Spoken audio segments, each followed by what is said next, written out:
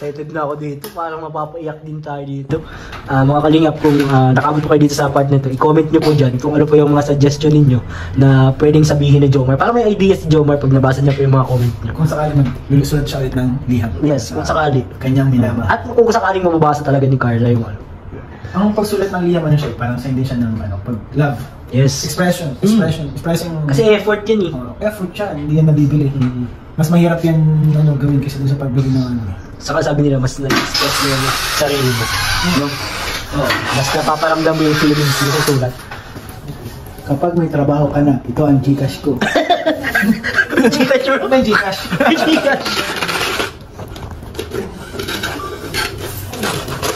Grabe ko, tapos na. Tapos na! Hop! Ano na? To Carla from Kuya Jomar, December 4, 2023. So yun po. Ano yung parang... Hello guys, mapagpalang araw sa inyong lahat. Sana nasa mabuting kalagayan kayo ngayon. At ngayon mag-reaction tayong video sa video ni Kalingap David. Tungkol ito sa sulat ni Carla, bibigyan nila ng kahulugan at meaning kung ano ang sabihin ng sulat na yun. Una sa lahat guys, pasalamatan muna natin ang ama ng Kalingap, Santos Matubang, Ate Edna Vlog, Jack Tapia Pandopang, Kalingap Rab, Kuya Dave Vlog, Kuya Jomar, at mga Kalingap team, charity vloggers, Kalingap supporters, at lahat-lahat ng bumubuo ng Kalingap. Supportaran natin guys para marami pang silang matulungan na pabahay sa mahirap nating mga kababayan. Yan guys, yung tungkol sa sulat, iniisa-isa nila pakinggan at binigyan ng kahulugan. Ito guys, panoorin natin. Tara, 1, 2, 3. Congratulations for your 60k subscribers. You have influenced my life in ways I can't even begin to express.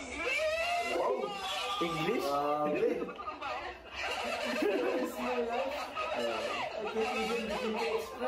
Ang lalim nun. Grabe yun. Ay! Meeting you was a dream come true, and your kindness and understanding only made me admire. Teka lang. First time mo ba na makatanggap ng letter? First time, hindi. Pero... Yung una daw, violation. Ano ba yun? LTO pala. LTO, 11,000. Pero ewan ko ba, sa lahat ng letter na nabasa ko or na-receive ko, ito yung pinakang sincere. Pinaka-touch.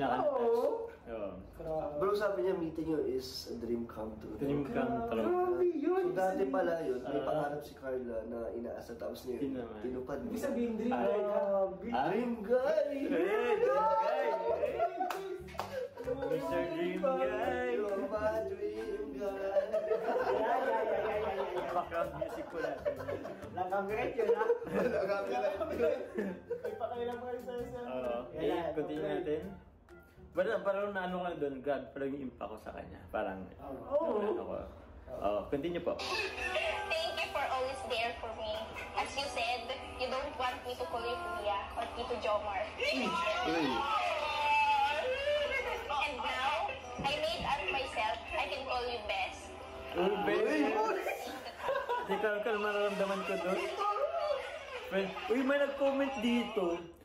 Pag si Kalinga Pro daw, kinikilig siya sa kanya yung sarili niya. Si Kalinga Pro, tingnan mo. Sino sa kanya si Kalinga Pro yung sarili niya pag kinikilig? I can call you Best. Because you are the best thing that happened in me. Sino sa kanya yung sarili yun? Hindi ba yun? May mga screenshot eh. For now on, bitch. Wait lang. Hindi ka na best friend zone. Bakit? Best because you are the best thing that happens in my life.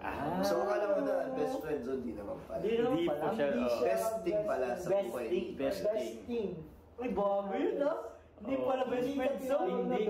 Siguro daton kasi hindi ko masyadong na-absorb. So akala mo na friend zone ka. Akala, kaya si Kalinga parang best friend zone. Pero, bugot is nireply natin ngayon. Parang sinagot ka na. Parang ganun. Hindi pa naman. Ito. May kasunod. Back ng content mo. Back na yung content. Can you be my best friend? Best friend. Best friend nga. Yun lang. Yun guys, Sorry guys ha. Ano daw? Can you be my... Nanonood ka ba? Best friend ko ka. Kasama ka na bro. Sabi ka naman kay Dan.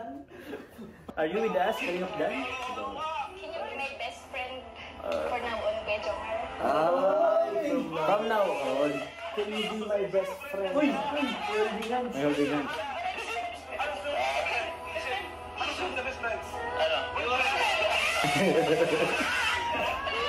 Sunod sa best friend boyfriend. As in sa best friend, boyfriend. So proposal pala yun? Hindi yun. Best friend proposal. Tapos yung proposal. Binibigod ko bro sa isip ko. Ito na lang siguro. Binibigod ko sa isip ko. Oh. Maaari bang yung letter na yun para sabihin na sa'yo na parang tumigil ka na, best friend na lang tayo? Oy! Or para Grabe. sabihin na best friend tayo, Wait papunta tayo sa Boyfriend. mas exciting part. Sa mas exciting part. Hindi natin alam eh. Dito na lang, Kasi si panahon. Carla malihim siya eh.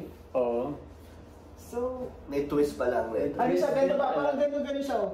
Di ko pa mabasa masyado. Ikaw bro, ano ang naramdaman mo ngayon? na Siyempre mas- alam ni Joe. Alam mo na Joms. Mas malinaw na sa'yo yung letter. Anong naramdaman mo? Ano naman siya? Paano ba? Maganda. Maganda.